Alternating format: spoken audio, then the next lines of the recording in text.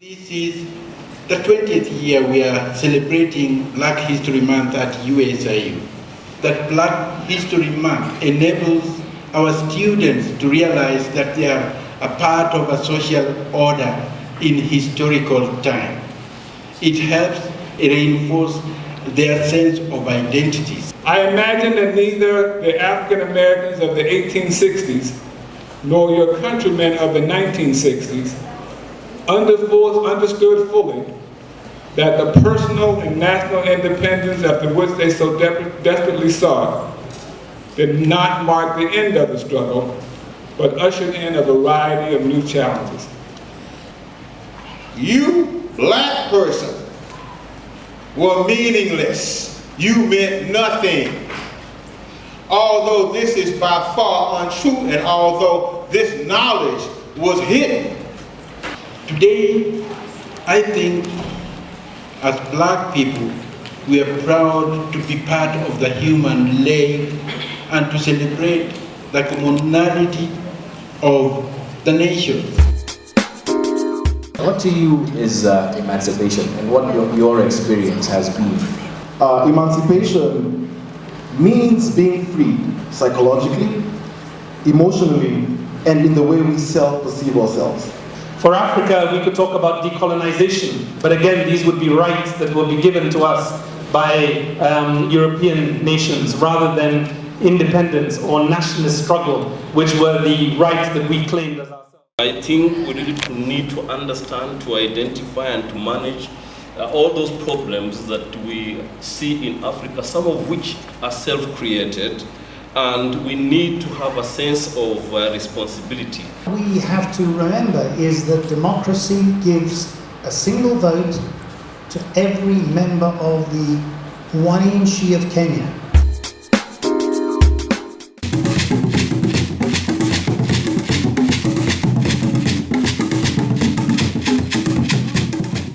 Ladies and gentlemen, we welcome you to the Rachael Art Center Black History Celebration 2013, where we celebrate the art and African heritage.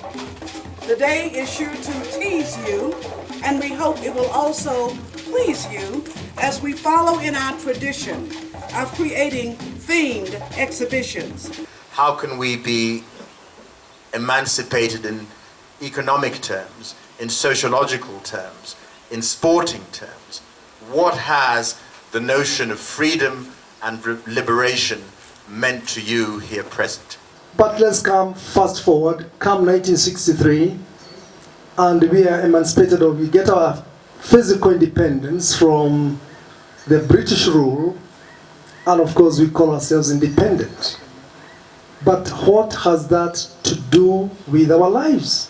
The part that really upsets me to some extent is the fact that the value of art in this continent in relation to the value of art outside this continent in Europe and America. For you to be free with your mind, you have to accept yourself as an African. You have to appreciate your true history of being an African.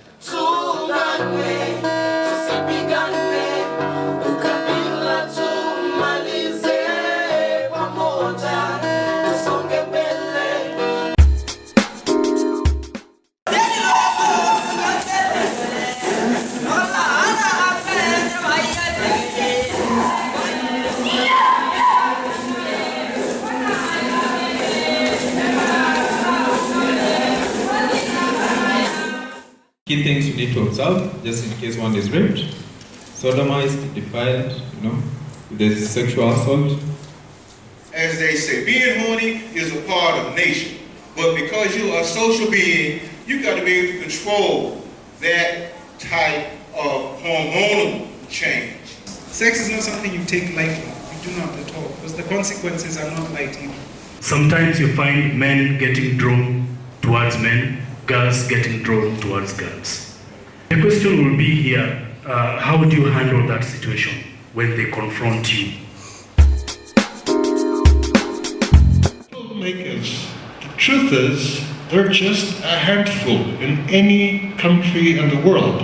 Tell me, have you ever thought about it, why is it that most of us over here can give the names of some famous international actors or directors.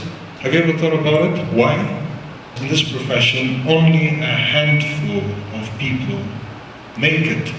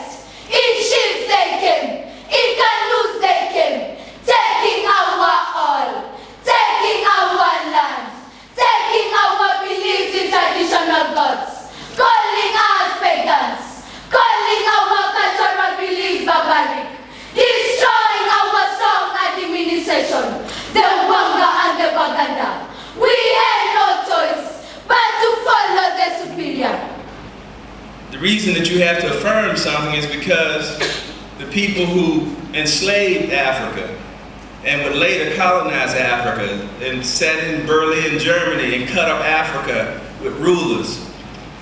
Emancipation means coming from within your own mind.